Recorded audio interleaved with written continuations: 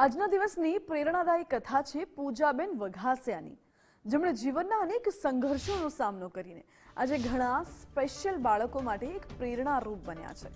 રાજકોટમાં લગ્ન થયા બાદ પૂજાબેનના ઘરમાં એક બાળકનો જન્મ થયો।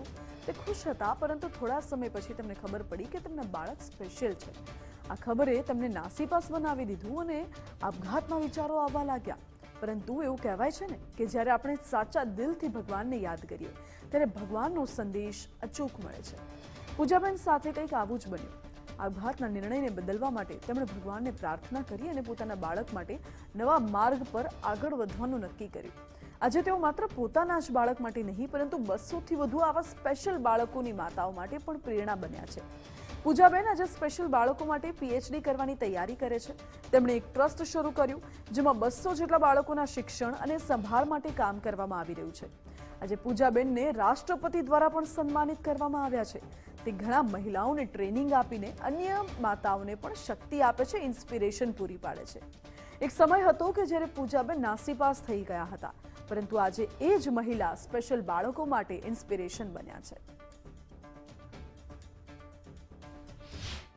બાળક આપ્યું છે તો હવે મારે આ બાળકને નહીં પણ આવા હજારો બાળકોની મારે સેવા કરવી છે અને મારું જીવન મારે આમાં સમર્પિત કરવું છે। એ જે તે સમયે ઉમંગમાં મેં નક્કી કર્યું હતું। મારો પહેલો દિવસ હતો ઉમંગ કરીને સ્કૂલ છે જયપુરમાં, કે જ્યાં સ્પેશિયલ સ્કૂલ છે, અને મારા જેવા દીકરાને લઈ અને મારા જેવા દીકરા જેવા 180 બાળકો ત્યાં એ સમયે હાજર હતા।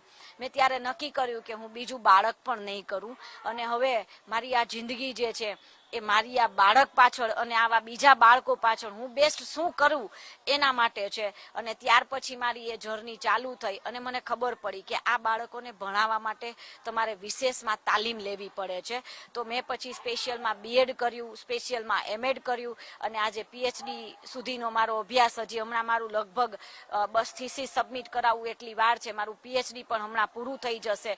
અને આજે આપ જોઈ રહ્યા છો કે મારા જેવી કેટલી મમ્મીઓ જે છે એ મમ્મીઓને પણ હું તૈયાર કરું છું। ક્યારેય પણ આપને એવું લાગે કે જીવનમાં કંઈ જ નથી, તકલીફ છે, ત્યારે એક વખત અમારા બાળકોના ચહેરા અને અમારી આ મમ્મીઓના ચહેરા યાદ કરજો કે અમારી એક એવી મોટી ચેલેન્જ છે। અમારા દીકરાઓ ક્યારેય ડૉક્ટર, એન્જિનિયર બનવાના નથી, અમારા દીકરાઓના ક્યારેય લગ્ન નથી થવાના, છતાં પણ અમારા ચહેરા ઉપર એ જ સ્માઇલ છે અને એ જ રીતે અમે જીવીએ છીએ। તો હું એવું માનું છું કે જેમ અમારા બાળકોને સ્પેશિયલ ચાઇલ્ડ કહેવામાં આવે છે, એમ અમે પણ એક સ્પેશિયલ મોમ છીએ। We are a selected mom, કે ભગવાનને ખ્યાલ છે કે આ માં આ બાળકનો ઉછેર સારી રીતે કરશે એટલે જ ભગવાનને આપણને આવું બાળક આપ્યું છે। શરૂઆત કરી અને તે મને ખૂબ જ ટ્રેનિંગ આપી।